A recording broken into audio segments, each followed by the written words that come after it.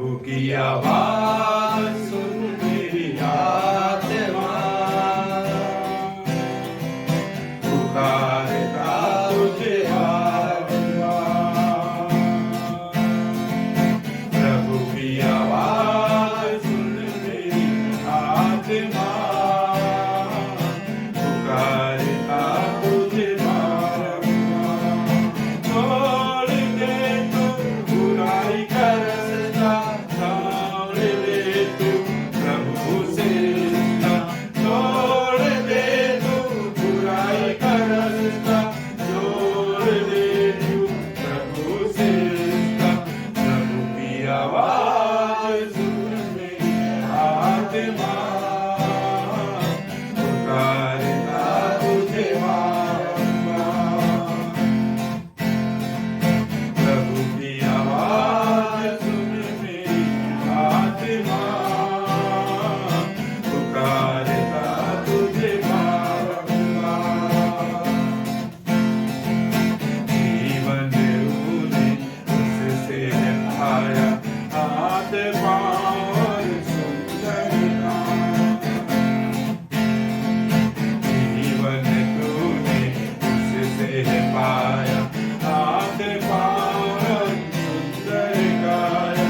जन जन को है तुम्हें बचाना, प्रभु की दया कृपा और प्रेम। जन जन को है तुम्हें सिखाना, प्रभु की दया कृपा और प्रेम। प्रभु की आवाज सुन मेरी आत्मा, पुकारता तुझे बारंबार। प्रभु की आवाज सुन मेरी आत्मा, पुकारता तुझे बारंबार। छोड़ दे तू बुराई का रास्ता, छोड़ दे तू प्रभु से रिश्ता। छोड़ दे तू बुराई का रास्ता, छोड़ दे तू प्रभु से रिश्ता। प्रभु की आवाज सुन मेरी आत्मा, पुकारता तुझे बारंबार। सुन मेरी आत्मा, पुकारता तुझे बारंबार। दुनिया जहाँ तो प्रभु ने बनाया, चाँद सितारों को उसी ने सजाया। दुनिया जहाँ तो प्रभु ने बनाया, चाँद सितारों को उसी ने सजाया। कण कण को है तुम्हें बचाना, प्रभु की दया कृपा और प्रेम महान। कण कण को है तुम्हें बचाना, प्रभु की दया कृपा और प्रेम महान। प्रभु की आवाज सुन मेरी आत्मा, पुकारता तुझे बारंबार। प्रभु की आवाज सुन मेरी आत्मा, पुकारता तुझे बारंबार। छोड़ दे तू बुराई का रास्ता, छोड़ दे तू प्रभु से रिश्ता। छोड़ दे तू बुराई का रास्ता, छोड़ दे तू प्रभु से रिश्ता। प्रभु की आवाज सुन मेरी आत्मा, पुकारता तुझे बारंबार। प्रभु की आवाज सुन मेरी आत्मा, पुकारता तुझे बारंबार। हालेलुया। हालेलुया। प्रभु के वचन को जब हम लोग पढ़ते हैं तो वहां पर लिखता है कि जब शामुएल जब मंदिर में था और वहां पर प्रभु ने उसे पुकारा कि शामुएल शामुएल हे शामुएल, तो शामुएल का क्या उत्तर होता है? क्या उत्तर होता है? कि हाँ प्रभु कह, मैं यहाँ हूँ, तेरा दास सुन रहा है। हालेलुया। आज क्या हम सभी लोग प्रभु को कह सकते हैं कि हाँ प्रभु तू कह, तेरा दास सुन रहा है या तेरी दासी सुन रही है। आइए हम सभी लोग प्रभु को हम लोग इस बात को बतलाएं कि यस लॉर्ड, हम लोग अपने कान को खोले हुए हैं, आप हमसे कह, हमसे बातचीत कर। और हम लोग एक और गीत को गाएंगे जिसके बोल है, मेरा एक ही मित्र यीशु वो मेरा सब कुछ है, लाखों में वो मेरा एक ही प्रिय है।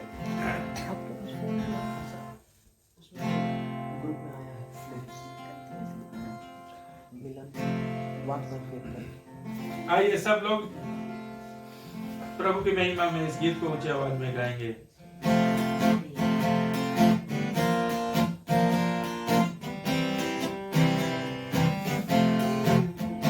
मेरा एक ही मित्र यीशु मेरा सब कुछ है, लाखों में वो मेरा एक ही प्रिय है। वो शारोन का गुलाब है और भोर का तारा है, लाखों में वो मेरा एक ही प्रिय है। मेरा एक ही मित्र यीशु वो मेरा सब कुछ है, लाखों में वो मेरा एक ही प्रिय है। वो शारोन का गुलाब है और भोर का तारा है, लाखों में वो मेरा एक ही प्रिय है। उसके दुख से मुझको शांति और आनंद मिलता है, उसका दुख से मुझको ठंडा करता है। वो शारोन का गुलाब है और भोर का तारा है, लाखों में वो मेरा एक ही प्रिय है। मेरा एक ही मित्र यीशु वो मेरा सब कुछ है, लाखों में वो मेरा एक ही प्रिय है। वो शारोन का गुलाब है और भोर का तारा है, लाखों में वो मेरा एक ही प्रिय है। हालेलुया। प्रभु हमें वचन में बताता है कि वो हमें अपना मित्र मानता है। हम लोग उसके दास हैं लेकिन फिर भी हमें उन्होंने चुना है और हमें मित्र का दर्जा दिया है। तो क्यों ना हम उसकी महिमा करें, उसकी स्तुति करें और उनके उस प्रेम और उसकी दया के लिए शुक्रगुजारी अर्पित करें। Yes Lord, hallelujah, thank you Jesus. मेरा सारा बोझ उठाया, मुझे चंगा कर दिया, पाँवों को मेरे तेरे लिया है। जब अकेला था भटकता और सबने छोड़ दिया, यीशु मेरा प्यारा मित्र बन गया। उसके दुख से मुझको शांति और आनंद मिलता है, उसका दुख से मुझको चंगा करता है। वो शारोन का गुलाब है और भोर का तारा है, लाखों में वो मेरा एक ही प्रिय है। Hallelujah, thank you Lord, thank you father, thank you Lord. अब मैं जीवन भर उसी की महिमा करूंगा, हाथ उठा के उसकी स्तुति करूंगा।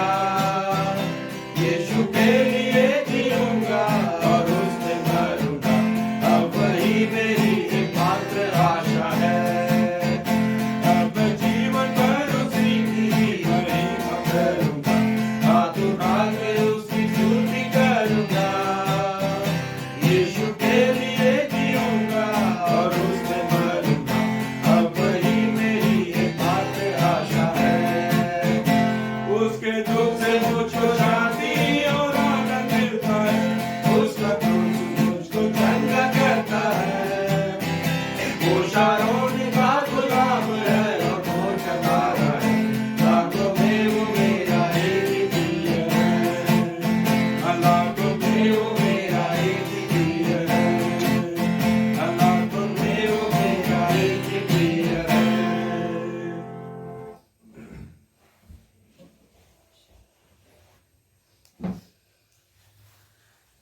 प्रार्थना करेंगे। धन्यवाद धन्यवाद धन्यवाद सेनाओं के यहोवा महाप्रतापी सर सामर्थ्य कभी न बदलने वाले प्रभु परमेश्वर, तो जो तो ना तो होता है ना सोता है, परंतु प्यारे प्रभु जी आपकी करुणा दृष्टि निरंतर हमारे ऊपर बनी रहती है प्यारे प्रभु जी। और इसी का तो प्रतिफल है प्यारे प्रभु कि हम सभी लोग एक जगह एकत्रित हो पाए हैं प्रभु जी। सबको को प्रभु जी आपने ऐसा मन दिया प्यारे प्रभु जी, ऐसा समय दिया कि वह सभी लोग प्रभु जी आपकी महिमा में थोड़ा समय गुजार सके पिता परमेश्वर। प्रभु जी अभी जबकि पिता परमेश्वर यहाँ पर सभी लोग इकट्ठे हैं पिता परमेश्वर, और आपका वचन रूपी मन्ना परोसा जाने वाला है प्यारे पिता परमेश्वर। आपकी अगुवाई, आपकी करुणा और आपकी बेदारी को चाहते हैं प्यारे प्रभु जी। यहाँ पर पिता परमेश्वर उपस्थित हर एक जन से प्रभु जी व्यक्तिगत रीति से बातचीत करें पिता परमेश्वर। होने दीजिए प्यारे प्रभु जी कि हम सिर्फ और सिर्फ प्रभु जी आपसे कनेक्टेड रहें इस समय पिता परमेश्वर। हर तरह की सांसारिक बातें प्यारे प्रभु जी हमारे मन से, हमारे इस जीवन से प्रभु जी जाती रहे। हमारा फोकस सिर्फ और सिर्फ प्रभु जी आपकी ओर लगा रहे पिता परमेश्वर। आपका वचन भजन संहिता में हमें बताता है कि जिस तरह से दास अपने स्वामी की ओर, दासियां अपनी स्वामिनी की ओर निहारती रहती है प्यारे प्रभु जी, हम भी आपकी ओर निहारते हैं पिता प्यारे प्रभु जी, ताकि आपकी दया दृष्टि, आपकी करुणा दृष्टि हमारे ऊपर पड़े पिता। और प्यारे प्रभु जी आप प्रभु जी हमारे सारे बोझ और गुनाहों को पिता परमेश्वर माफ करे और अपने पुत्र होने का दर्जा हमें दे सके पिता परमेश्वर। प्यारे प्रभु जी आपका वचन हमें बतलाता है पिता कि प्रभु जी जितने उसकी आज्ञाओं पर चलते हैं प्रभु जी आप उन्हें अपना पुत्र होने का प्रभु जी अधिकार देते हैं, और विरासत में उस अनंत जीवन को प्रभु जी आप हमें देते हैं जो आपने हमारे लिए ठहराया है प्यारे प्रभु जी। पिता परमेश्वर इस समय प्रभु हम सभी लोग प्रभु जी आपके वचन के भूखे हैं, आपके वचन के प्यासे हैं प्यारे प्रभु जी। पिता परमेश्वर अपने दास अभिषेक को प्रभु जी अपने दुगुना अभिषेक से अभिषेक कीजिए प्यारे प्रभु जी। होने दीजिए पिता परमेश्वर कि आपकी बेदारी, आपका अनुग्रह और आपकी सामर्थ पिता परमेश्वर उसके शरीर से होकर के बहे और हम तक पहुंचे पिता परमेश्वर, ताकि जो कुछ भी वचन प्रभु जी हमें बांटा जाता है पिता परमेश्वर हम उसे बड़ी गंभीरता पूर्वक सुने प्यारे प्रभु जी। ऐसा ना हो प्यारे प्रभु जी कि यह वचन उस बीज की तरह हो जो प्रभु जी चट्टान में पड़ा या फिर झाड़ियों में गिर गया या फिर चिड़ियों ने चुग लिया पिता परमेश्वर। ये वचन वो बीज ठहरे प्रभु जी जो कि पिता परमेश्वर 60 गुना और 100 गुना फल लाता है पिता परमेश्वर। हम इस वचन को सिर्फ सुने, समझे और सीखे नहीं, परंतु प्रभु जी उस वचन पर चलते रहे पिता परमेश्वर, क्योंकि सुनने, सीखने और जानने का कोई भी प्रतिफल नहीं है, परंतु आपका वचन कहता है कि जितने आपके वचन के अनुसार चलते हैं आप उन्हें ग्रहण करते हैं प्यारे प्रभु जी। इस समय पिता परमेश्वर हर एक से बातचीत कीजिए, अपने वचन को धारा की नाई प्रभु जी उसके मुंह से बहाइए, ताकि हम सभी लोग प्रभु जी उस धारा में भीग जाए, उस धारा में डूब जाए पिता परमेश्वर। और इस समय प्यारे प्रभु जी सिर्फ और सिर्फ प्रभु जी आपकी ओर टकटकी लगा करके हम बैठे हैं। जैसे प्रभु जी चकोर चांद की ओर देखता है, हम भी आपकी ओर देखते हैं प्यारे प्रभु जी। हमारी अगुवाई कीजिए प्रभु पिता, एक एक से बातचीत कीजिए, कोई भी खाली हाथ ना जाने पाए पिता परमेश्वर, परंतु प्रभु जी अपने जीवन में प्रभु जी आपके वचन को लेकर के, आपके सामर्थ को लेकर के यहाँ से लौटे। इस समय को प्रभु जी हम आपके सामर्थ्य हाथों में सौंपते हैं मेरे राजा। हम हर एक के साथ हो लीजिए, हमारी अगुवाई कीजिए, ताकि पिता परमेश्वर हम योग्य रीति से आपके उस पवित्र और सामर्थ्य वचन को ग्रहण कर सकें। इस समय को प्रभु जी आपके सामर्थ्य हाथों में सौंपते हैं, अपने आप के सामर्थ्य हाथों में सौंपते हैं। हम पर दया कीजिए, हम पर अनुग्रह कीजिए, और इस दुआ को यीशु मसीह नासरी के सामर्थ्य नाम से मांगते हैं, दया से सुनिए और स्वर्ग में ग्रहण कीजिए। आमीन।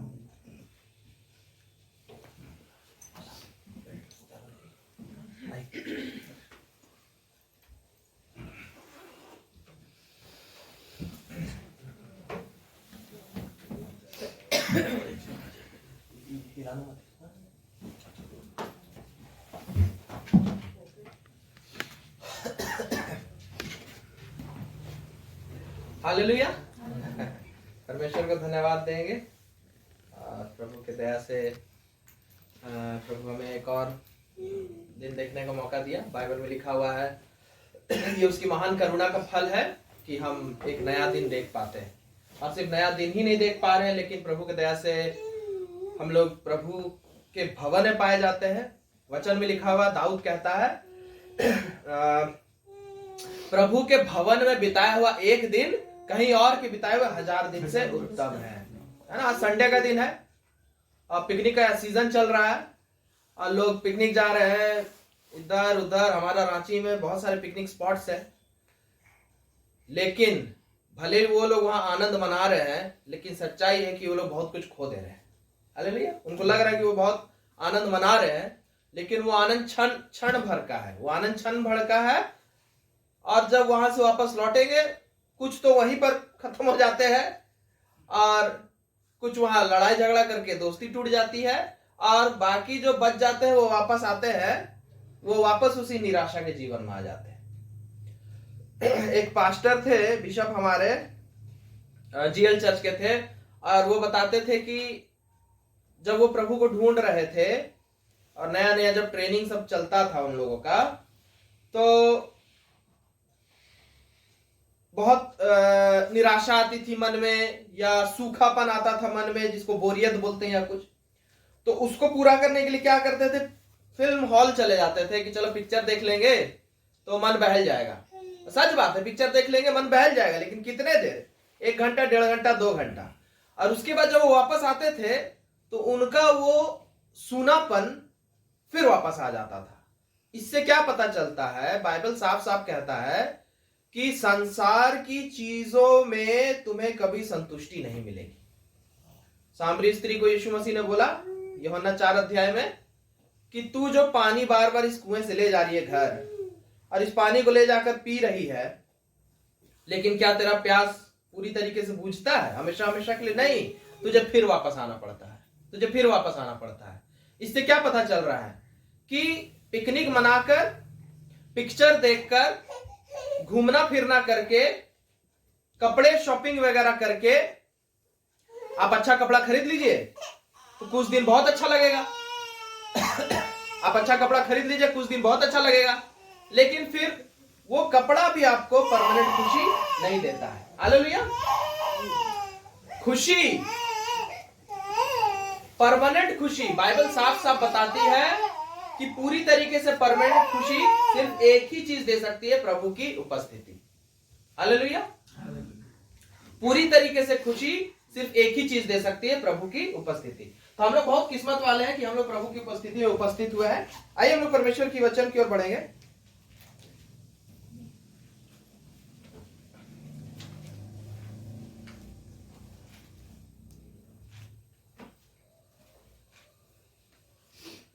मत्ती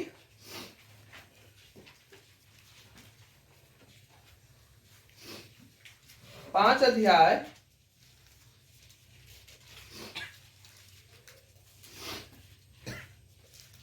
आप लोग गूगल मीट में जी लोग हैं, आप लोग एक बार चैटिंग में लिख दीजिएगा, या तो ऑडियो में भी बोल सकते हैं,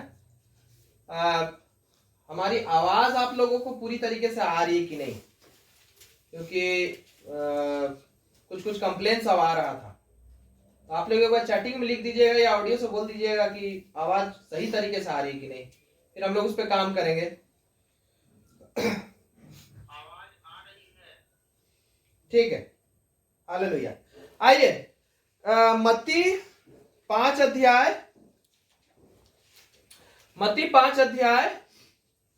और उसका 43 पद। ये बहुत फेमस वचन है, कई बार कई क्रिश्चियन प्रचारक इस बात को बताते हैं, कई बार बहुत सारे संगतियों में इस बात का प्रचार होता है, कई बार इस विषय को लेकर हम लोगों ने कई बार प्रचार सुना है, लेकिन फिर भी परमेश्वर का वचन जीवित है, परमेश्वर का वचन नया है, और परमेश्वर का वचन हर बार एक नई ताजगी लाता है हमारे जीवन में। और एक कारण है, परमेश्वर के वचन को बार बार, उसी वचन को बार बार हम इसलिए सुनते हैं, जिस प्रकार हमारा मोबाइल फोन होता है, उसको हम लोग चार्ज कर लिए, लेकिन चार्ज कर लेने के बाद उसको यूज करते हैं हम लोग संसार में, और संसार उसे चूस लेता है। समझ रहे हैं ना? बात कर रहे उसका बैटरी खींच लिया, यूट्यूब देख रहे बैटरी खींच लिया। उसी प्रकार हमारा भी जीवन है। हम लोग जब संगति आते हैं, वचन सुनते हैं, स्तुति आराधना करते हैं, तो हम चार्ज अप हो जाते हैं। एक सिस्टर एक बार संडे चर्च आई, वो संडे चर्च में स्तुति आराधना की, वचन सुनी, एकदम खुशी से भर गई, क्योंकि जस्ट उससे 1-2 दिन पहले मुझसे कह रही थी कि बहुत निराशा है मन में, बहुत निराशा है मन में। मैंने उनसे कहा कि आप चर्च आइए और वो निराशा दूर हो जाएगी। वो चर्च आई और सचमुच वो निराशा चली गई और कहने लगी मेरे अंदर बहुत खुशी आ गई, बहुत आनंद आ गया, मुझे बहुत मजा आ रहा है, लग ही नहीं रहा है मेरे जीवन में कोई चिंता है। और वापस घर चली गई। पूरे हफ्ता खुश रही, उन्हीं की मुंह जबानी मैंने सुना, पूरे हफ्ता खुश रही। लेकिन उसके बाद का जो संडे है वो संडे वो नहीं आई। ठीक है, तो वो संडे नहीं आई तो अगला दिन मंडे से उनकी खुशी चली गई। खुद बता रही थी मुझे कि अगला दिन मंडे से, अगले हफ्ते का मंडे से वो खुशी गायब। अब फिर से वो चिंता, फिर से वो टेंशन। अब फिर मंगल बुध तक में मुझे वो फोन की। अब बोलने लगी भैया चर्च आए थे तो बड़ा मजा आ रहा था, घर आए हफ्ता भर बहुत खुश रहे, वो खुशी फिर चला गया। तो हम बोले वो खुशी इसलिए चला गया क्योंकि आपका चार्ज खत्म हो गया। है ना, एक फोन कितना देर तक आप एक ही बार चार्ज करके चला सकते हैं। आजकल के फोन सब बड़े लंबे दिन तक चलते हैं, 1 दिन 2 दिन चल जाता है। और चलो उससे ज्यादा और कुछ दिन और। उसी प्रकार प्रभु का जो एनॉइंटिंग है, प्रभु का जो वचन का सामर्थ है, प्रभु के जो उपस्थिति की जो खुशी है, उसका एक डेडलाइन है 7 दिन। 6 दिन डेडलाइन है, 6 से 7 दिन, 1 हफ्ता डेडलाइन है। बताइए तो 1 हफ्ता डेडलाइन क्यों है? इसका बहुत हिस्ट्री है ना, ये आपको उत्पत्ति में इसका हिस्ट्री मिल जाएगा कि परमेश्वर ने दुनिया को कितने दिन बनाया? 6 दिन बनाया और 7वें दिन विश्राम किया, बोला कि आ जाओ महिमा करे और तुम लोगों को चार्ज कर दे। थक गए हो 6 दिन में तुम लोग, फिर से चार्ज हो जाओ क्योंकि अगला 6 दिन फिर काम करना है। कहने का मतलब यह है कि आज के तारीख में काम का मतलब क्या है पता है?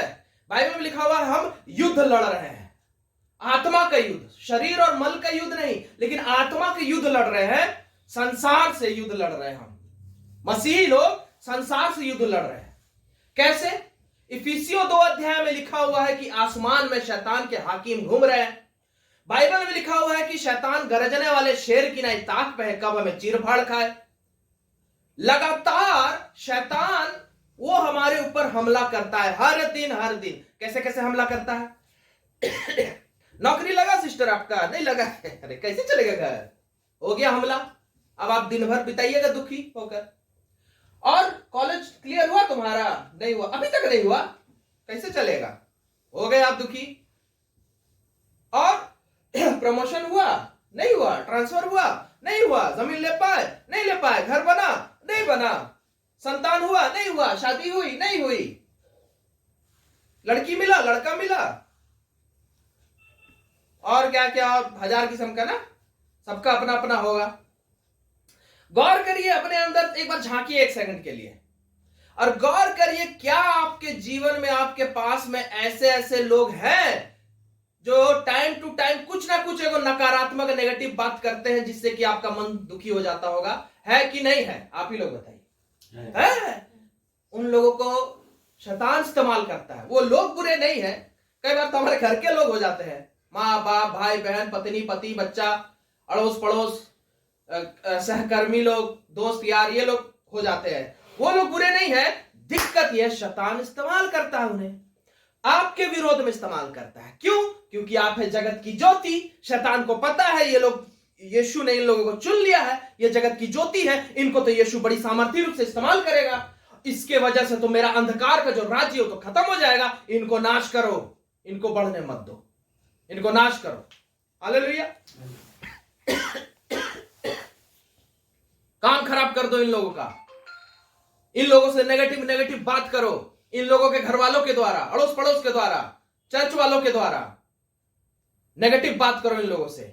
और लोगों के मुंह के द्वारा नेगेटिव तो बात करता ही है, साथ ही साथ परिस्थिति भी नेगेटिव लाने का कोशिश करता है शैतान। आपका काम नहीं बन रहा है, एप्लीकेशन डाले हुए जवाब नहीं आ रहा है, जमीन की रजिस्ट्री हो नहीं पा रही है, बिजनेस चल नहीं पा रहा है, और भी बहुत सारी चीजें। ये शैतान करता है लगातार हर दिन आपके ऊपर अटैक। क्यों? ताकि आपको निराशा में डालकर खत्म कर दे, क्योंकि आप अगर बच गए ना तो आप दुनिया को बचा लेंगे। मेरे ऊपर शैतान का लगातार अटैक आता है, नेगेटिविटी का लगातार अटैक आता है। कभी कभी नींद से खुले नहीं कि मेरे अंदर 1000 किस्म का सोच आ जाता है, क्या है तुम्हारी जिंदगी, क्या कर लिया तुम।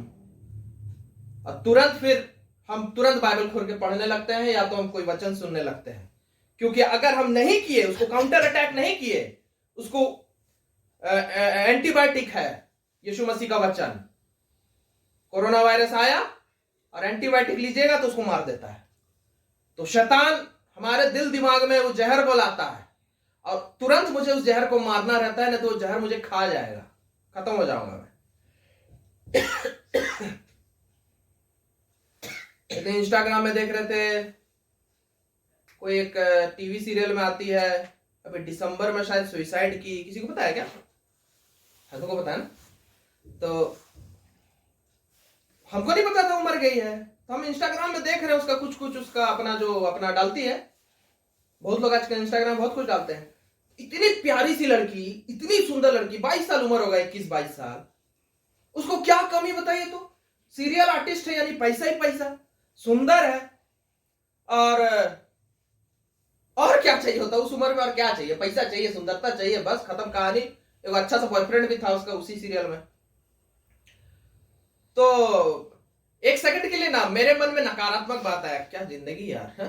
ये लोग यीशु को जानता नहीं फिर भी इतना मजा का जिंदगी, हम लोग यीशु को जान कर भी कैसा सड़ा हुआ जिंदगी जी रहे। तो ऐसा मेरे अंदर सोच आया थोड़ा देर के लिए, और उसके बाद थोड़ा थोड़ा और पार किया ना तो देखे कि लिखा हुआ है RIP, उसकी आत्मा को शांति मिले। ये क्या दिख रहा है? फिर हम यूट्यूब में उसका नाम सर्च किए, देखे 23 दिसंबर को सुसाइड कर ली है।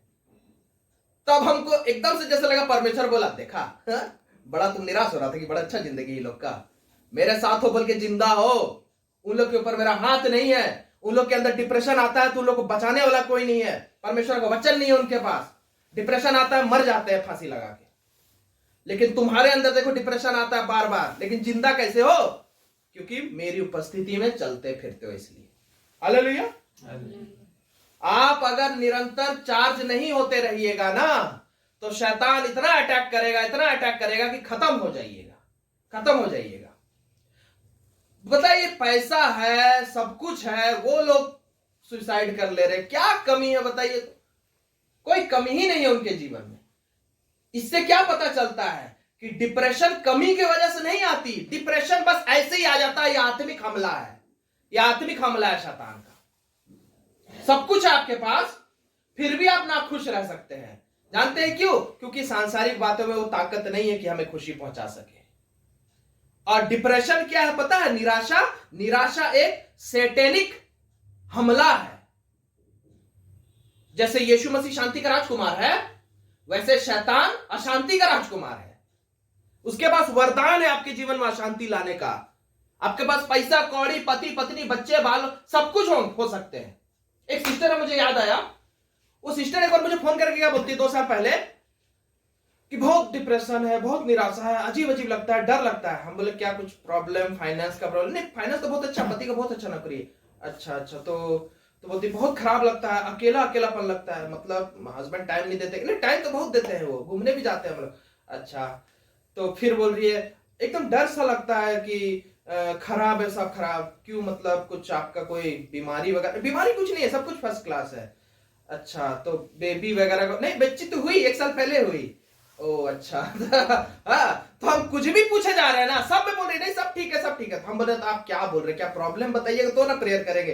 प्रॉब्लम ही तो नहीं समझ में आ रहा, बस हर दिन हमको निराशा लगता है, ऐसा बोल रही थी। तब हम समझे, ओ ये निराशा कोई कमी के वजह से नहीं आता है, ये निराशा शैतान का एक जहर है जो शैतान लोगों के अंदर डालता है। और ये वो सबके अंदर डालता है जो लोग यीशु के शरण में नहीं है। हालेलुया।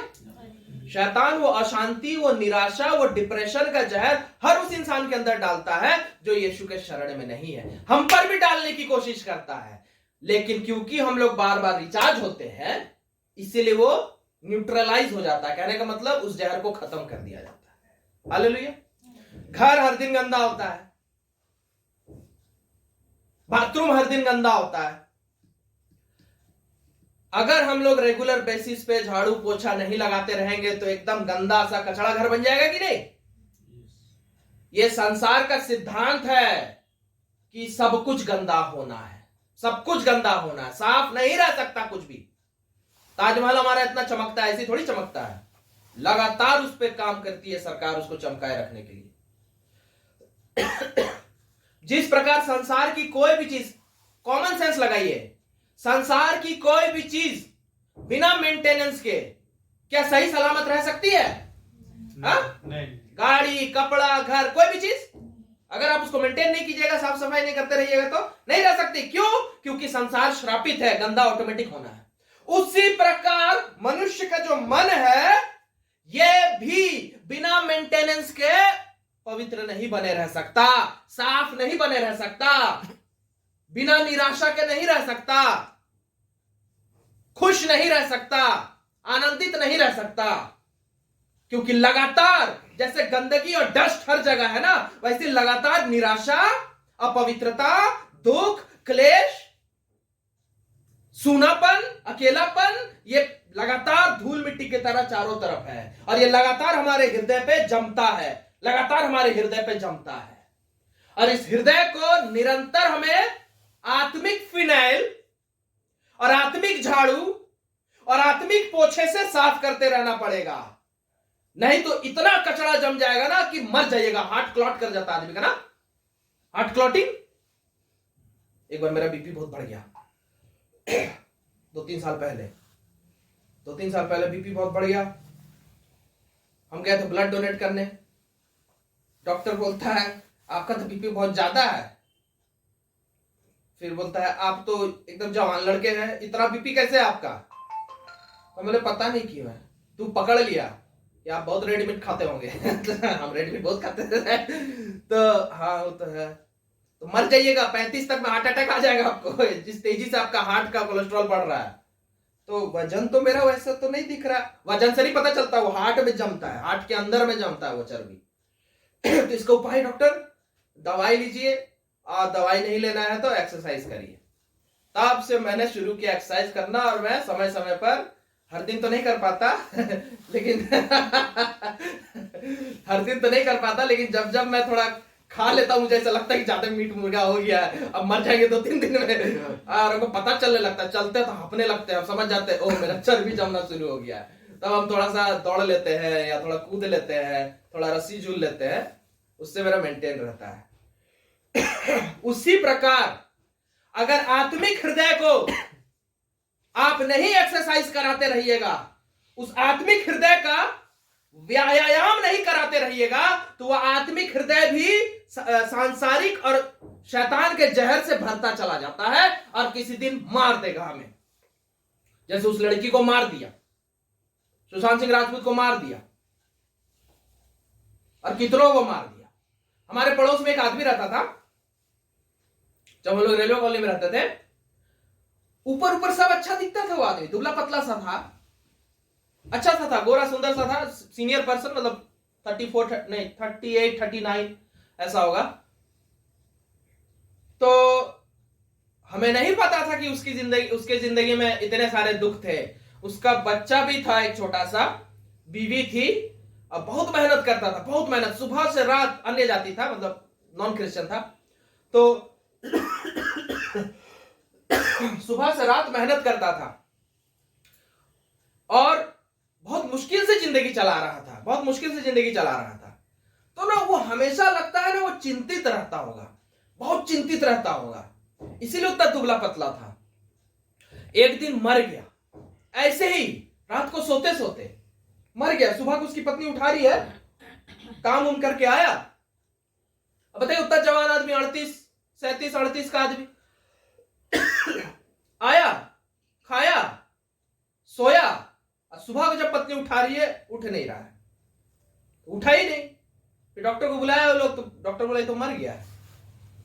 फिर इसका पोस्टमार्टम हुआ, पता चला क्यों मरा, नींद में ही ब्रेन हेमरेज हो गया, नींद में ही ब्रेन हेमरेज हो गया। कहने का मतलब ब्रेन हेमरेज हो जाना, कहने का मतलब अंदर में ब्रेन फट गया, नस फट गया। क्यों हुआ? सालों साल से हो सकता है वो लगातार टेंशन ले रहा था, टेंशन लिए जा रहा था, रक्तचाप बढ़ रहा था उसके दिमाग में और फट गया। यही चीज शैतान हर किसी के साथ करना चाहता है, करता भी है। लेकिन एक ही चीज है जो हमारे हृदय में, वो टेंशन, वो डिप्रेशन, वो अकेलापन, वो निराशा, वो गुस्सा, वो नफरत, हर नेगेटिव बातों को एक ही दवाई है जो काट सकता है, और वो है प्रभु यीशु मसीह की उपस्थिति, प्रभु यीशु मसीह का वचन। हालेलुया। सिर्फ वही काट सकता है। डेली मुझ पर भी हमला आता है, लेकिन डेली मैं उस दवाई को लेता हूं। डेली मुझ पर भी हमला आता है, डेली मैं उस दवाई को लेता हूं और फिर मैं ठीक हो जाता हूं। अगर मैं ना लूं तो खत्म हो जाऊंगा मैं। मुझे पता है 5 साल से कैसे हम जिंदा है, मर मर के जिंदा है, मतलब जिंदा है बस, किसी तरीके से मतलब चल रहे। वो वाला जिंदगी होता है ना, सर्कस वालों को देखे है ना, वो पतले वाले उस पे चलते हैं, बड़ा ऊंचा है ना, एक बिल्डिंग से दूसरा बिल्डिंग में रस्सी बांध लिए और उस रस्सी के ऊपर ऐसे ऐसे चलते हैं, वो डंडा लेकर, देखे है ना टीवी में। वैसा चल रहा मेरा जिंदगी 5 साल से, एक कदम इधर से उधर हुआ गए, हम खत्म हो जाएंगे। लेकिन वो रस्सी यानी यीशु मसीह, यीशु का वचन मुझे लगातार, बाइबल में भजन संहिता 23 अध्याय में लिखा, तेरे सोटे से मुझे शांति मिलती है। सोटा मतलब डंडा ना, तो वही डंडा यानी यीशु का वचन को पकड़े हुए हैं, बोल के हम सरवाइव कर रहे हैं हर दिन, नहीं तो खत्म हो जाएंगे। दोस्त मिल जाते हैं और भाई, और जिंदगी ऐसा, गाड़ी लिया नया, मेरा एक दोस्त है, हमको बोल रहा है भाई बहुत प्रॉब्लम है। हम बोले क्या प्रॉब्लम है, क्या बता, बहुत टेंशन में हम। बताओ तो क्या हो गया। अरे मेरा हुंडई वरना था तो वो खराब हो गया, तो नया सोच रहे हैं किया लेंगे 15 लाख वाला। हम बोले ओ, तो अरे तो थोड़ा सा मेरा 15 लाख से 2 लाख कम हो जा रहा है। बहुत जिंदगी में दुख है बोल रहा है। हम बजा रहे, बाप रे बाप, इसका दुख ये है। तो हम उसका अपना दुख बताए। जानता है, तुमको एक बात पता है, हम मारुति ऑल्टो लेने का सोच रहे 3 साल से नहीं ले पा रहे। तो बोला भाई तुम जिंदा कैसे, हम तो मर जाते। तो कहने का मतलब ऐसे ऐसे लोग, बताइए, सामने वाला मेरा ही दोस्त है, मेरे साथ पला बड़ा है, वो किया को लेकर रो रहा है, तो कैसा निराशा आएगा मेरे अंदर। सोचिए, ऑल्टो लेने का औकात नहीं है मेरा भी। फिर एक और दोस्त बोलता है भाई बहुत तकलीफ है जिंदगी में। हमने क्या हो गया, अरे सैलरी आजकल यार आधा कट जा रहा है। नहीं, तरुण का नहीं बता रहे, किसी और दोस्त का बता रहे। तरुण के भी जिंदगी में कष्ट है, ये भी एक दिन फोन करके बोलता भैया बहुत कष्ट है जिंदगी में। हम बोले क्या कष्ट बताओ। इस बार मेरा अपना जो रेज्यूम भरना था, जो प्रॉपर फॉर्म भरना था टैक्स वाला, हम भर नहीं पाए, तो मेरा ज्यादा काट ले रहा है। अच्छा, ज्यादा काट ले रहा है, तो ये इसका दुख है। अभी शादीशुदा भी नहीं है ना, बच्चे हैं, ये इसका दुख है कि मेरा टैक्स ज्यादा काट ले रहा है। यहाँ पर नौकरी नहीं है हमारे पास। नौकरी नहीं है यहाँ पर, और उस आदमी को अपना दुख बता रहा है मेरा टैक्स ज्यादा कट रहा है। सैलरी तो अच्छा खासा है, 80,000, 90,000, 1 लाख है, लेकिन 10,000 मेरा टैक्स काट ले रहा है हर महीना। तो अब बताइए, इसको हम एनकरेज कर दिए प्रेयर करके। मेरा क्या हालत होगा फोन काटने के बाद। कि लोग का दुख है कि लोग टैक्स ज्यादा कट रहा है, मेरा यहाँ टैक्स देने का औकात नहीं, कमाई नहीं उतना। तो मेरा वो दोस्त क्या बोलता है, भाई मेरा आधा सैलरी कट जा रहा है, बैंगलोर में रहता है, ठीक है। हम बोल रहे आधा सैलरी कट जा रहा था, सैलरी है कितना, सैलरी कितना हमको नहीं पता है, लेकिन इतना बताया कि मेरा 30-35 हजार कट जा रहा है। हम बोले 30-35 हजार तेरा से कट जा रहा है। हाँ। तो घर कैसे चल रहा है, वाइफ है उसकी, बच्चा भी नहीं है, शादी किए हुए 1 साल हुआ है, घर कैसे नहीं चलेगा, घर तो चल जा रहा है। हम लोग गाड़ी खरीदा था ना, तो 4 व्हीलर, हाँ, मेंटेन कर पा रहा है, हाँ वो तो मेंटेन कर ले रहा है। उसका लोन कट रहा है क्या, नहीं उसका लोन तो हम इजीली चुका दे रहे हैं। तुम बाइक भी लिया था ना, हाँ उसका लोन कट रहा है, अरे वो भी चुका दे रहे हैं। अरे भाई तो काहे का तुमको दुख है, क्या कट रहा है, अरे नया फ्लैट खरीदे। तो उसका बहुत कट जा रहा है। ये उसका दुख है, फ्लैट खरीदा है और उसका कट जा रहा है, ये उसका दुख है। हमारे पास ये अच्छा तो नहीं है रहने को। तो सोचिए, हर दिन मुझे ऐसा ऐसा स्टेटमेंट सुनना पड़ता है मेरे ही दोस्तों के द्वारा। तो मेरे ऊपर एगो शैतान ऐसे आवाज लाता है, लालत है तुम पर, मर जाओ। काहे के लिए जिंदा हो, दूसरों को बोलते हो तो आशीष पाओगे, तुम्हारा खुद का क्या हुआ? एक आंटी तो जब भी फोन करे पहला स्टेटमेंट प्रेज द लॉर्ड नहीं बोलेगी, हम इधर से बोलेंगे hello aunty praise the Lord, हाँ शादी किया? अभी तक नहीं किया, कब करेगा रे? एक आंटी तो इतना खतरनाक बोल दी ना, तुम्हारा तो बहुत ही लेट हो गया, अब छोड़ दो। टेंशन लेना, पहले अच्छे से शुरू की बोलना, देखो तुम शादी का एकदम टेंशन मत लो। हाँ आंटी वही तो हम सोचते हैं, पहला आदमी आप जो ऐसा बोले कि शादी का टेंशन मत लो। हाँ हाँ अब इतना लेट हो गया, अब क्या टेंशन लेके करेगा? अगला स्टेटमेंट इतना डेंजरस बोल दी, उसके बाद तो हम क्या बोलेंगे? माँ को जाके हम बोले, माँ को आंटियों को बोलती है अब तुम टेंशन लेना छोड़ देगा कि तुम इतना पार हो गया, एक्सपायर हो गया है।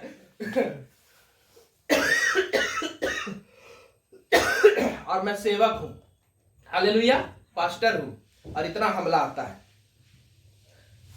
और 24 घंटा मैं बाइबल में डूबा रहता हूं। हर दिन मेरा 3 घंटा मिनिमम कोटा है, 3 घंटा प्रेयर करना, 3 घंटा बाइबल पढ़ना। अगर मैं ना करूं तो इतना अटैक आता है कि खत्म हो जाएंगे हम।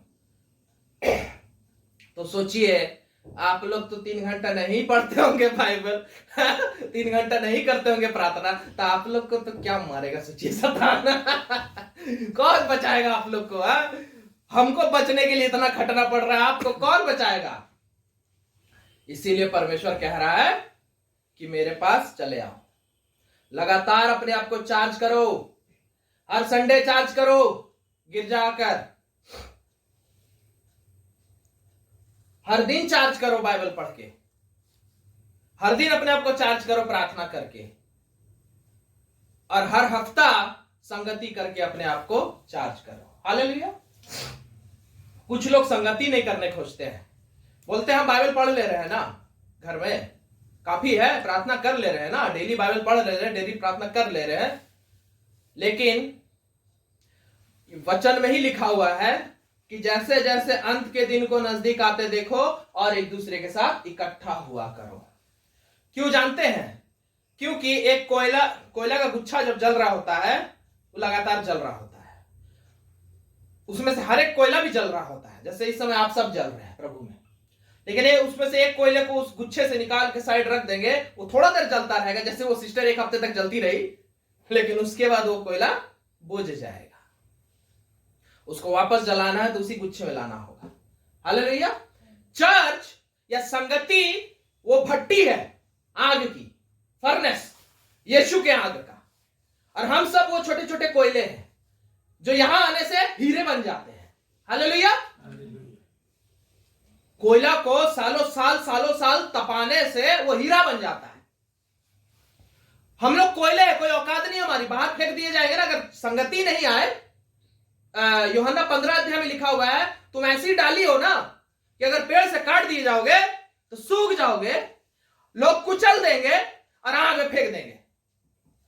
यही हालत होगा हमारा। लिखा हुआ तुम नमक हो, लेकिन नमक का अगर स्वाद चला जाए तो कोई वैल्यू है उसका? नहीं। हमारा स्वाद तब तक ही हमारे जीवन में बना रहेगा जब तक हम संगति कर रहे हैं, यीशु के पास आ रहे हैं। हालेलुया। अलग हो गए तो कोई औकात नहीं है हमारी, खत्म हो जाएंगे। काला कोयला, ठंडा काला कोयला, बिना नमकीन वाला नमक। पाउडर को कोई जो लगाते नहीं पाउडर, उस पाउडर को कोई खाने में डालता है? नहीं डालता है, क्योंकि उसमें कोई टेस्ट नहीं। नमक को डालता है क्योंकि उसमें टेस्ट है। बाइबल में लिखा हुआ है, चख कर देखो यहोवा कैसा भला है। चखने का बात कर रहा है कि हमारे अंदर भी वो चख, वो टेस्ट बना रहता है। अगर हम यीशु में बने रहते हैं तो आपके शादीशुदा जीवन में वो रस बना रहेगा, मां बाप बच्चों में वो रस बना रहेगा, भाई बहनों में वो रस बना रहेगा, आपके नौकरी में वो रस बना रहेगा, आपके बिजनेस में वो रस बना रहेगा, आपके पैसे में वो रस बना रहेगा, आपके मन में वो रस बना रहेगा। लेकिन वो रस आ कहां रहा से है? यीशु की ओर से आ रहा है। हालेलुया।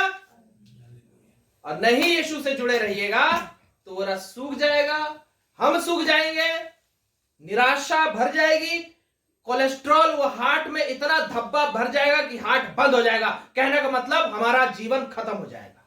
हालेलुया। क्या आप चाहते हैं कि हमारा जो आत्मिक हृदय है वो बंद हो जाए? हाँ? मर जाइएगा। अगर नहीं चाहते हो सही तरीके से धड़कता रहे, तो उसके लिए खून सप्लाई प्रॉपर रहना चाहिए।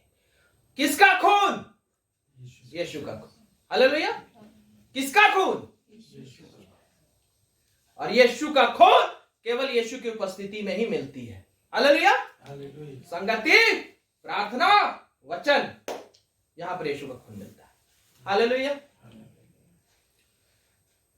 वचन मैंने कुछ और तैयार किया था, परमेश्वर कुछ और प्रीच करवा दिया। आज होली कम्युनियन है और आगे और वचन नहीं प्रीच करेंगे। तो परमेश्वर इस वचन के द्वारा आप सबको आशीष दे। यूहन्ना 15 अध्याय को नोट कर लीजिए। परमेश्वर ने वचन चेंज करवा दिया।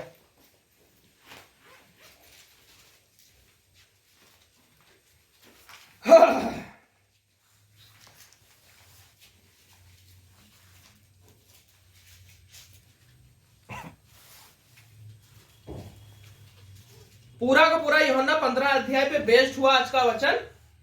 और उसमें से जो मेन वचन मैं रेफरेंस दे रहा हूं वो है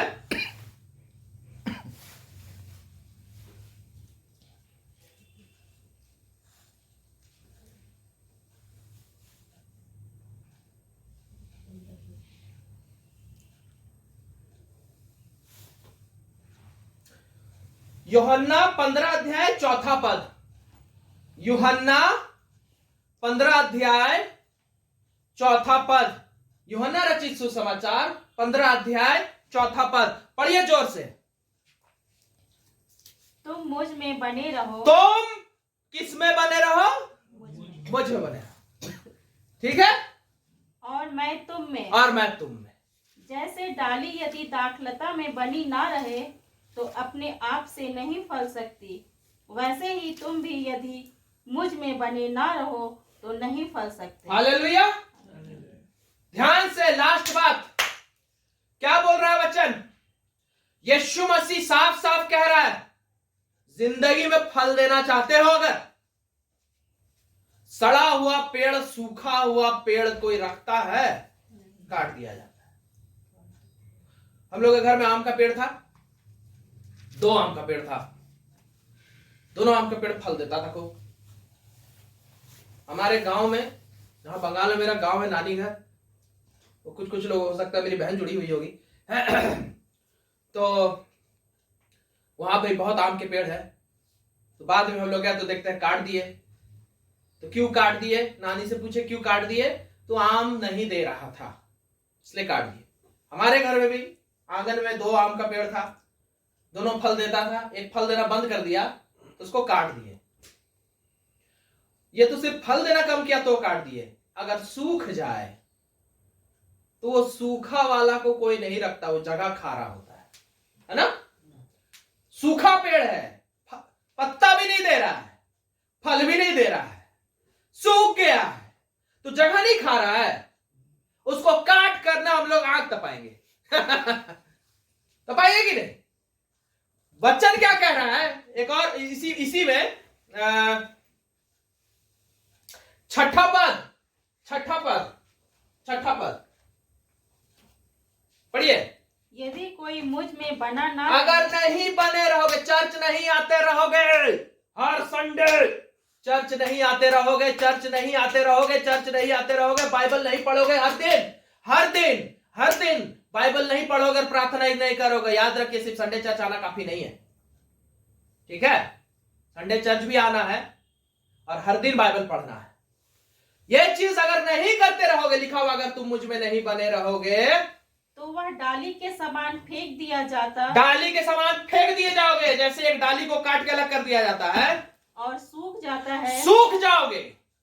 और लोग उन्हें बटोर कर आग में झोंक, संसार के लोग आएंगे, शैतान आएगा, दुष्ट आत्मा सब आएगा, ऐसे एलन को पकड़ेगा चलो 4 संडे से चर्च नहीं गया है अब तो इस सूख के कंकाल हो गया है। बड़ा आज बोल रहा था मेरा बहुत बॉडी वेट है 70-80 किलो सूख के हड्डी हो गया है, शरीर में कोई जान नहीं रह गया, बीमारी आ गई इसके शरीर में, खून नहीं बनता इसका, मरा पड़ा है।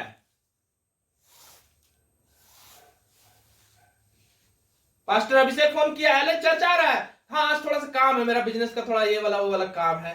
अच्छा ठीक है, अगला संडे आना। हाँ जरूर आएंगे। अगला संडे फिर फोन, आज आ रहा है ना कल? हाँ थोड़ा सा पिछला वाला जो काम था ना उसी का कुछ और काम हो गया। अच्छा ठीक है, अगला संडे आ जाना। हाँ उसके बाद अगला संडे फोन किए, आवाज आने लगा, गाना होने लगा, कहाँ है तुम, आ रहे कि नहीं, आज तो पिकनिक आ गए अच्छा ठीक है, अगला संडे आएगा, हाँ हाँ। 3 4 संडे 5 संडे ऐसे ही काट दिया। 6वां संडे फोन कर रहे, उठा ही नहीं रहा है। तरुण को फोन किया, यार एलन फोन भी नहीं उठाता है, 4 संडे 5 संडे से आया भी नहीं। आपको पता नहीं क्या, अरे पिकनिक गया तो गिर गया तो उसका गया, स्पाइनल कॉर्ड खत्म हो गया, बेड में है वो सूख के फेंक दिए जाओगे। उसके बाद शैतान तुम्हारे साथ फिर क्या लिखा हुआ है, और वे लोग उन्हें बटोर कर आग में झोंक देते, आग में झोंक देते हैं, जल के राख हो जाओगे, कहीं के नहीं रह जाएंगे हम लोग।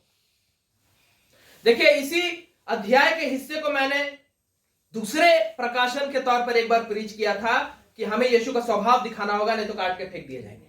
वो एक अलग वो टॉपिक था, लेकिन उसी रेफरेंस के आधार पे आज परमेश्वर क्या बोल रहा है कि यीशु से अगर कनेक्टेड नहीं रहोगे, सूख जाओगे, खत्म हो जाओगे, नाश हो जाओगे। आपका जो आत्मिक हृदय है इतना भरेगा ना, इतना भरेगा जहर से। मैं फिर से पूछता हूं, डेली जहर नहीं आता किसी न किसी तरीके से लोगों के बातों के द्वारा?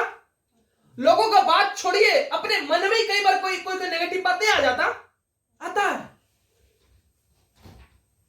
सोचिए, उसका इलाज नहीं करिएगा तो भरता चला जा रहा है, एक दिन आप ही को मार देगा। हालेलुया। किसी लायक नहीं है हम, अगर हम यीशु से कनेक्टेड नहीं रहे तो 10 दिन नहीं जिंदा रह पाएंगे, खत्म हो जाएंगे। वो सिस्टर साहब, देखिए एकदम साफ साफ बोली वो सिस्टर कि संडे को एकदम खुशी से भर गए भैया, अगला संडे तक वो खुशी बरकरार था, लेकिन मंडे से गायब खुशी, फिर टेंशन। उनको शनिवार तक इस बात का टेंशन था, नौकरी नहीं है, नौकरी नहीं है, रोते रहती थी।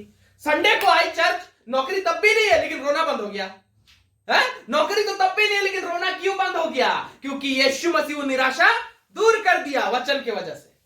और पूरा हफ्ता नौकरी नहीं लगा, लेकिन पूरा हफ्ता निराशा नहीं आया। क्यों? क्योंकि यीशु का वचन भरा हुआ था। लेकिन वो चार्ज केवल संडे तक का ही रहता है, उसका एक्सपायरी डेट है 7 दिन का। मंडे तक गायब हो गया वो चार्ज, नौकरी तब भी नहीं, लेकिन अब डिप्रेशन आ गया। हालेलुया। फिर मुझसे बात की, वचन दिए, प्रेयर किए, फिर निराशा चला गया। इससे क्या पता चल रहा है कि निराशा से लड़ने का एक ही उपाय है, आपको किससे जुड़े रहना पड़ेगा? वचन से, यीशु से। तुम मुझ में बने रहो और मैं तुम में। और एक आखिरी पद बता के खत्म करता हूं, 11 पद।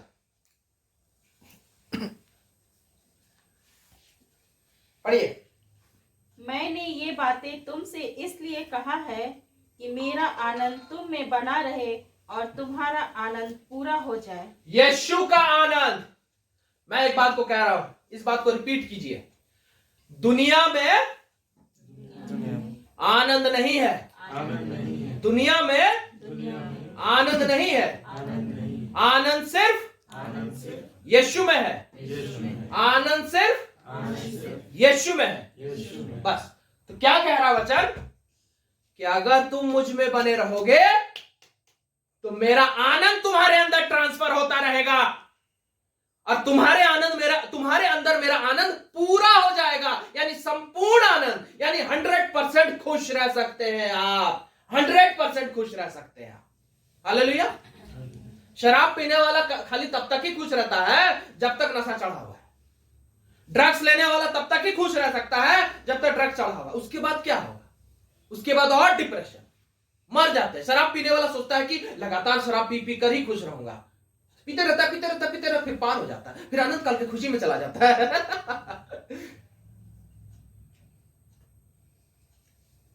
तो शराब पीकर, ड्रग्स लेकर, घूम फिर कर, पैसा कमाकर, दे पैसा दे पैसा दे पैसा।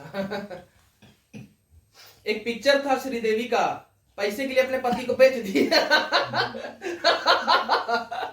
उसकी दोस्त ऑफर की तरह, पति थे तो तुमको 1 करोड़ रुपया देंगे, दे दी, बेच दी। कल हमारा सैटरडे का टॉपिक यही था। बिके हुए लोग कहीं के।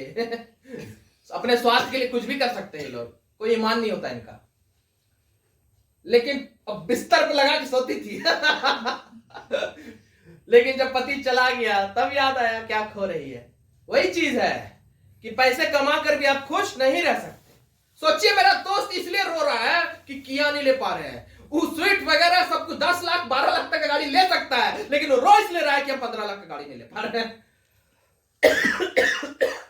पैसा वाला आदमी है लेकिन खुश नहीं है। सुशांत सिंह राजपूत का हम सुनते थे 7 मूवी साइन किया था। एक एक मूवीज के वो लोग 30-30 करोड़ 100-100 करोड़ ले लेते हैं, 100-100 करोड़ ले लेते हैं, मतलब 700 करोड़ उसके अकाउंट में आ चुका था एक तरीके से समझिए। तो फिर क्यों मरा? हालेलुया। सुसाइड तो तब ना आदमी करेगा जब मन में निराशा हो, है ना। कोई खुश है बहुत, वो सुसाइड क्यों करेगा? तो इससे पता ये चल रहा है कि पैसे से भी वो आनंद नहीं मिलेगा। लिखा हुआ है तुम मुझ में हो जाओ और तब मैं तुम्हारे अंदर अपने आनंद को पूरा कर दूंगा। हालेलुया। तो क्या आप हर दिन खुश रहना चाहते हैं? है ना। जिंदगी में जो इतना अटैक आ रहा है, बेरोजगारी, लड़ाई झगड़ा, परिवार में क्लेश, बीमारी और ना जाने क्या क्या क्या क्या, इन चीजों पर विजय हासिल करना चाहते हैं कि नहीं? एक ही उपाय है कि आपको यीशु से जुड़े रहना होगा। हालेलुया। तरुण बोला मेरा 1 साल का भैया लूट लिया, मेरा कंपनी अब 1 साल तक मेरा टैक्स काटेगा उतना। हम बोले यीशु से जुड़े रहो, ये टाइम पार हो जाएगा। हो सकता है 6 महीने में कुछ काम हो जाए और वो पार हो जाएगा। तुम पर बर्डन नहीं आने देगा प्रभु। यीशु से जुड़े रहिएगा तो कोई बोझ नहीं आता। मैं गौर करता हूं, मेरे पास 1 रुपया नहीं रहता, लेकिन अगर हमको 10,000 का कोई खर्चा पड़ जाए, कोई कारणवश 10,000 का खर्चा पड़ जाए, आ जाता है पैसा। कहने का मतलब शैतान अटैक करता है मुझे फाइनेंशियली, लेकिन क्योंकि मैं वो प्रभु में जुड़ा हुआ हूं, उस अटैक को मैं कवर कर लेता हूं, लड़ लेता हूं, जीत लेता हूं उस अटैक से। क्यों? यीशु करता है मेरे लिए। हालेलुया। आप भी कर सकते हैं, हर कोई कर सकता है, लेकिन उसके लिए आपको लगातार यीशु से जुड़े रहना होगा। चर्च आते रहिए, घुमा फिरा कर बात में ये कह रहा हूं। हालेलुया। चर्च आते रहिए।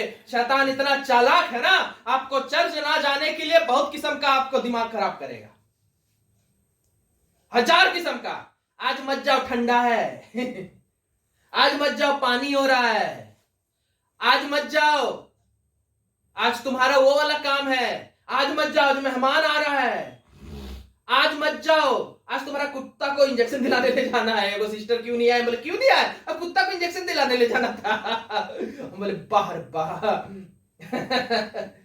उसको यीशु मसीह से ज्यादा प्यारा कुत्ता है। फिर आज नहीं जाओ। कुछ लोग तो इसलिए नहीं आते क्योंकि उनका चर्च में आकर विश्वासियों से उनका पटता नहीं है। नहीं जाएंगे। वो भी आता है, वो भी आती है, हम नहीं जाएंगे। अरे तो वो आपके लिए क्रूस पर जान दिया है, जो उसकी वजह से आप आ रहे हैं, क्या आप वचन सुनने आ रहे हैं? एक सिस्टर को बोलती है हमको नहीं आने का मन किया। हमने क्यों नहीं मनाने का मन किया? हमको आप ही पे गुस्सा आ रहा था। मेरे ही पे गुस्सा आ रहा था उनको, इसलिए बोली हमको नहीं आने का मन किया। दोपहर तक हमको फोन कर डाली। हाँ, निराशा आ गया होगा, चार्ज खत्म हो गया होगा। तो दोपहर तक हमको फोन कर डाली। हाँ, तो हम बोले अभी तो ठीक है फोन किया। हाँ, अच्छा नहीं लगा, तो मतलब मन किया बात करने का। ओहो, लेकिन चर्च आने टाइम आपको गुस्सा था हमसे, और आप गुस्सा खत्म हो गया 4 घंटे के अंदर। ये शैतान का हमला था। शैतान ठगा, उसका चर्च मत जाओ। देखो तुम्हारे साथ कैसे बिहेव किया। और गुस्सा क्यों थी वो सिस्टर? फोन की, मैसेज की, हम रिप्लाई नहीं किए, बिजी थे। तो बमक गई, ये क्यों नहीं रिप्लाई किया उनको? नहीं जाएंगे इसका चर्च। एक और सिस्टर का याद आया। एक सिस्टर उसी सिस्टर को बोली, ठीक है, हमको पता चला किसी से कि वो सिस्टर भी अब चर्च नहीं आई। 2-3 घंटे हो गए नहीं आई। जब आई थी तो बोली थी खूब आएंगे, फिर आई भी, फिर नहीं आई। तो हम पूछे वो क्यों नहीं आ रही है? वो गुस्सा है आपसे, हमसे गुस्सा। हम क्या बोल दिए, हम क्या कर दिए? नहीं, वो आप मिलन प्रार्थना ग्रुप में उनको ऐड नहीं किए ना। इसीलिए वो बोली कि भैया हमको अपना नहीं मानता है, वो हमको पराया समझता, हम नहीं जाएंगे उनका चर्च। तो देख रहे ना शैतान कैसे कैसे करके रोकता है चर्च आने से। वो चर्च नहीं आएगी, मेरा को नुकसान हो जाएगा। यीशु का कोई नुकसान हो जाएगा? नुकसान उन्हीं का होगा। शैतान जानता है लोगों को कैसे ठगना है। चर्च मत जाओ, चर्च मत जाओ, पिकनिक चल जाओ, लेकिन चर्च मत जाओ। सो जाओ, चर्च मत जाओ।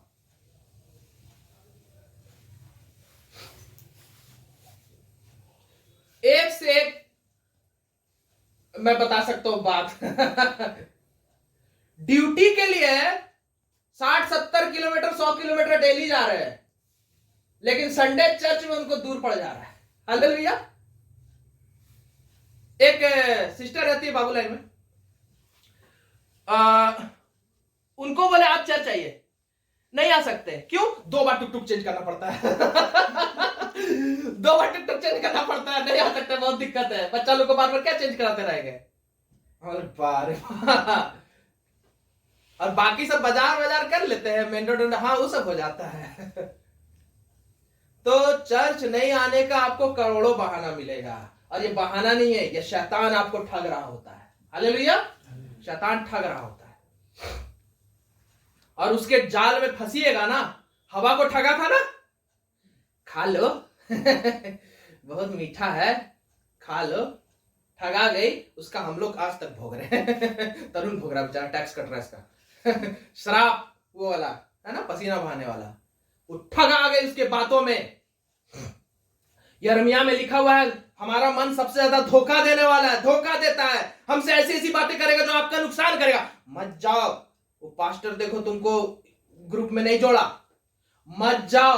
वहां पर एक और सिस्टर आती है, उसके साथ मेरा पटरी नहीं खाता, मत जाओ। आज पिकनिक चल जाओ। अरे यार बच्चा, तुम तो पिकनिक जाने वाला था ना। बच गया। इसको कले से शैतान ठग रहा था, मत जाओ, पिकनिक चलो, पिकनिक चलो। हमको कल मुंह में बोला नहीं आएंगे, हम पिकनिक जा रहे हैं। तो हो सकता है हम जाकर प्रार्थना किए होंगे, इसलिए बच गया ये। चर्च मत जाओ, यहां चल जाओ, चर्च मत जाओ, वहां चल जाओ, चर्च मत जाओ, सो जाओ। एक सिस्टर 11 बजे तक, 11 बजे का चर्च सर्विस है, और उससे पूछा जाता आप नहीं आए, हम सो रहे थे। अरे बाप रे बाप, 11 बजे तक सो रहे। एक और सिस्टर को हम जानते हैं, एक दिन उसके घर के विजिट करने, दोपहर का 1 बज रहा था। आंटी और कैसे है? हाँ ठीक है। और ये कहां है? सो रही है। 1 बजे सो रही है। ऐसे लोगों को प्रभु बोलेगा तुम परमानेंटली सो ही जाओ तो अच्छा है। उठो ही मत, है ना, चलो वहां जेल चर्च का कब्रिस्तान में सुलाइए देते हैं ऐसे लोगों को। प्रभु बोलेगा 1 बजे तक सो रहे हो संडे का दिन। मानते हैं छुट्टी का दिन है, ठीक है, लेकिन तो सोते ही रहोगे। बाइबल में नीति वचन में क्या लिखा पता है? एक छोटी सी झपकी और शैतान डकैत की नहीं आकर तुम्हें लूट कर बर्बाद करके चला जाएगा। एक छोटी सी झपकी। कार चलाते हैं ना, कितना पेपर में पढ़ते हैं ना, एक्सीडेंट होता है, अच्छा चला रहा है, गया, खत्म। वो आपका टाटा का जो वो मरा चेयरमैन साइरस, वो ड्राइवर झपकी लग गया था, भोर भोर में निकला था। एक छोटी सी झपकी और मौत। बाइबल कहता है एक छोटी सी झपकी और मौत। किस केस में? आत्मिक जीवन में। एक संडे नहीं जाने से क्या हो जाएगा? एक दिन बाइबल नहीं पढ़ने से क्या हो जाएगा? बस उतना ही काफी है। अगला दिन बाइबल पढ़ने लायक नहीं रह जाओगे। एक भाई केवल 2 संडे नहीं आया, ठीक है, वो रेगुलर आता था, वो सिर्फ 2 संडे नहीं आया। हमको मन में आने लगा था ये नहीं आ रहा है, इसको शैतान ठग लेगा। और वही हुआ, 2 संडे नहीं आया, उसके बाद कुछ दोस्तों से मिला, इतना नेगेटिविटी भरा उसके अंदर, वो बोला चर्चे नहीं जाएंगे। तो शैतान को सिर्फ एक छोटा सा खिड़की चाहिए खुला रहने का, और उतने में घुस जाएगा आपके अंदर और आपको खत्म कर देगा। एक दिन बाइबल नहीं पढ़ेंगे क्या हो जाएगा? और उसके बाद तुम बाइबल पढ़ने लायक ही नहीं रह जाओगे, खत्म कर देगा शैतान। एक दिन प्रार्थना नहीं करेंगे क्या हो जाएगा? उतना काफी है खत्म कर देने के लिए। एक संडे चर्च नहीं जाएंगे क्या हो जाएगा? खत्म कर दिए जाओगे। उसके बाद के संडे जाने लायक ही नहीं रह जाओगे। हालेलुया। इसीलिए जो पिछले बार मैंने एक वचन दिया था कि ध्यान से देखो कैसी चाल चलते हो, मूर्खों की तरह ना चलो, पलक तक झपकने नहीं दीजिए। गौर करिए,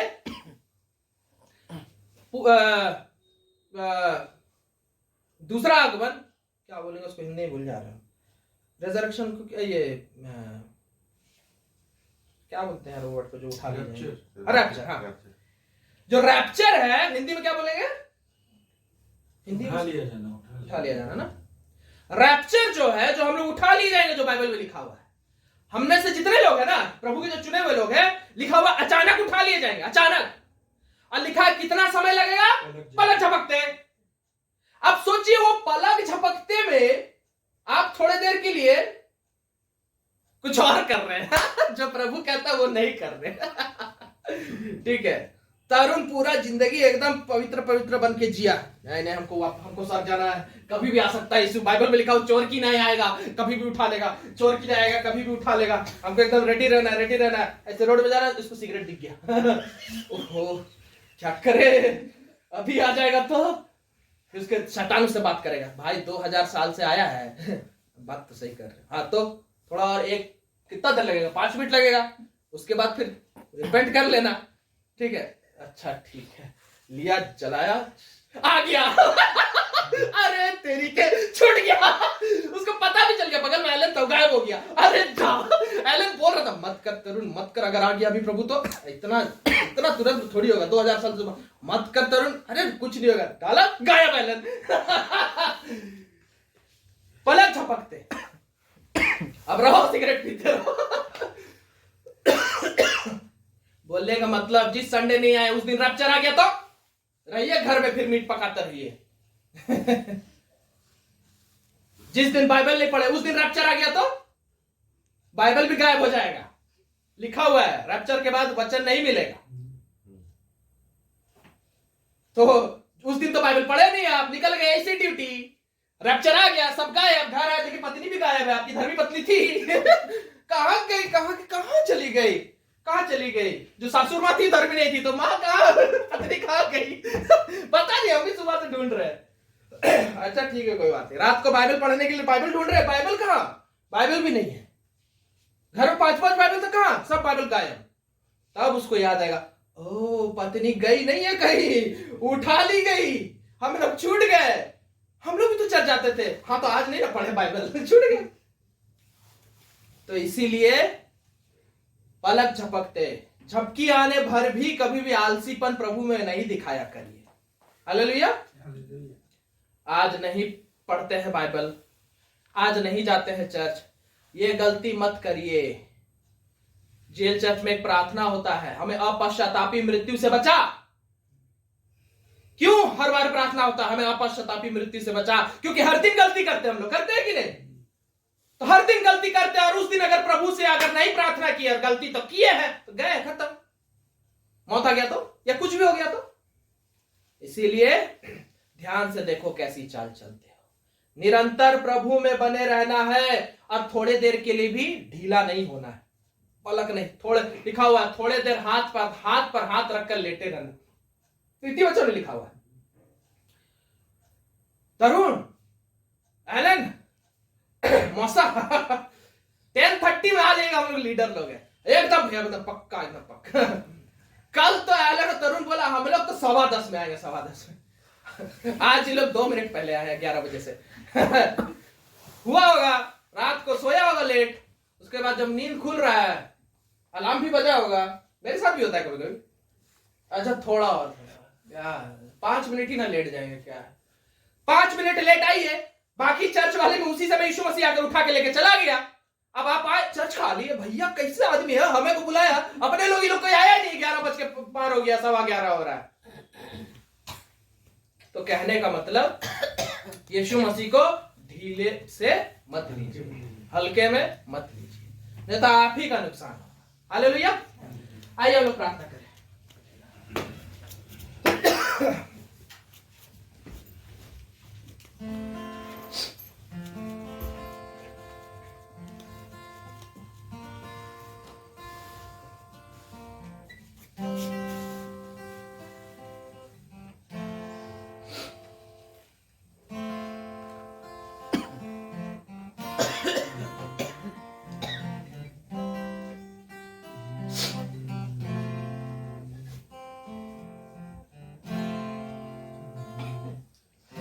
उस क्रूस की क्या बात है,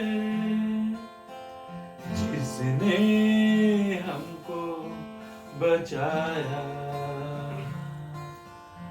यीशु मसीह ने तेरे लिए मेरे लिए लहू बहाया। उस क्रूस की क्या बात है, उसने हमको बताया। यीशु मसीह ने तेरे लिए मेरे लिए लहू बहाया।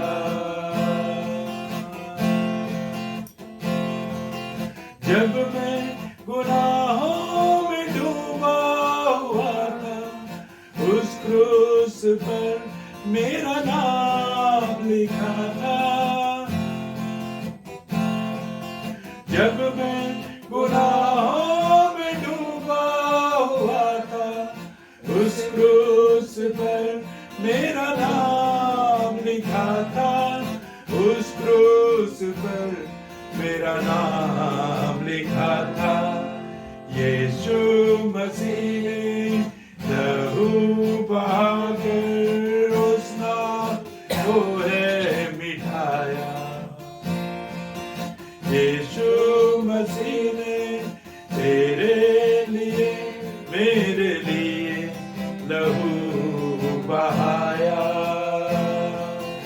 उस क्रूस की क्या बात है, जिसने हमको बताया। यीशु मसीह ने तेरे लिए मेरे लिए लहू बहाया। Hallelujah, hallelujah. धन्यवाद देते हैं प्रभु यीशु मसीह। फिर से हम सब अपने आप को आपके हाथों में सौंपते हैं पिता परमेश्वर। हाँ प्रभु, सचमुच बाइबल में लिखा हुआ है कि यदि तुम मुझसे कट जाओगे, यदि तुम मुझसे कट जाओगे तो नाश हो जाओगे, सूख जाओगे, जलकर राख हो जाओगे। क्योंकि शैतान निरंतर तुम्हारे हृदय पर हमला करता है। शैतान निरंतर तुम्हारे सोच पर, तुम्हारे जीवन पर हमला करता है, लोगों के द्वारा, परिस्थितियों के द्वारा। और अगर तुम मुझसे लगातार नहीं जुड़े रहे, हर दिन बाइबल नहीं पढ़ते रहे, हर दिन प्रार्थना नहीं करते रहे, हर संडे संगति नहीं करते रहे, तो नाश हो जाओगे। मैं चाहता हूं कि मैं तुम्हारे अंदर जीवन भरूं, आनंद भरूं, और वो आनंद कभी खत्म ना हो। लेकिन वो तभी संभव होगा जब निरंतर मुझ में बने रहोगे। एक सेकंड के लिए भी आलसीपन मत दिखाना, एक सेकंड के लिए भी आलसीपन मत दिखाना। शैतान करोड़ों बहाना देगा, शैतान करोड़ों बहाना देगा। उसके बहाने के चक्कर में मत आना, क्योंकि शैतान का मकसद है तुम्हें प्रभु से दूर कर देना। शैतान का मकसद है तुम्हें प्रभु से दूर कर देना। प्रभु से दूर मत हो, चाहे शैतान कुछ भी तुम्हारे पास बहाना क्यों ना लाए, प्रभु से दूर मत होना, ये तो खत्म हो जाओगे। ये प्रभु अनुग्रह कीजिए। कई बार आलसीपन, घमंड, अहंकार, निराशा, नफरत, क्लेश, ना जाने किन किन कारणों की वजह से हम प्रभु से दूर हो जाते हैं। प्रभु दया कीजिए, हम आपसे कभी दूर ना हो। हम कभी भी हल्के में ना ले संगति को, हम कभी भी हल्के में ना ले बाइबल स्टडी को, हम कभी भी हल्के में ना ले प्रार्थना और स्तुति को, नहीं तो हम नाश हो जाएंगे। पिता दया कीजिए कि हम हमेशा आप में परिश्रम करते रहे, एकदम सचेत रहे और आपके पीछे चलते रहे। पिता ऐसी दया कीजिए। धन्यवाद देते हैं प्रभु यीशु मसीह के नाम से। आमीन।